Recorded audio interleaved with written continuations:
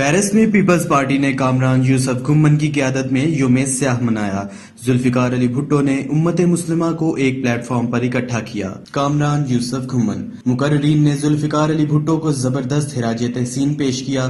یوم سیاہ کی تقریب میں پیپلز پارٹی فرانس کے بانی ارکان اور جالوں نے بھرپور شرکت کی۔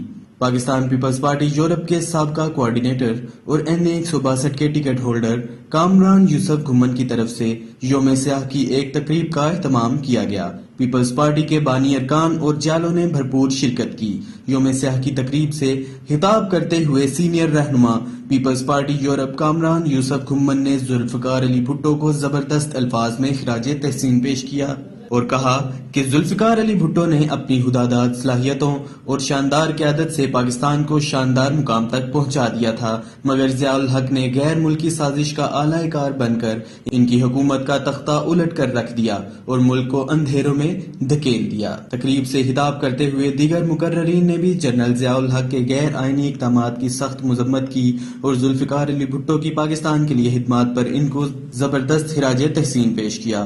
یوم سیاہ کی اس تقریب میں کارکنان کا جوش و خروش دیدنی تھا اور وقفے سے کارکنان نعرے لگا کر اپنے جذبات کا اظہار بھی کرتے رہے۔ آخر میں پاکستان کی سلامتی، پاک فوج کے شہداء اور بھٹو فیملی کے لیے مغفرت کی دعا بھی مانگی گئی۔ رپورٹ علی اشفاق، جذبہ نیوز، پیرس۔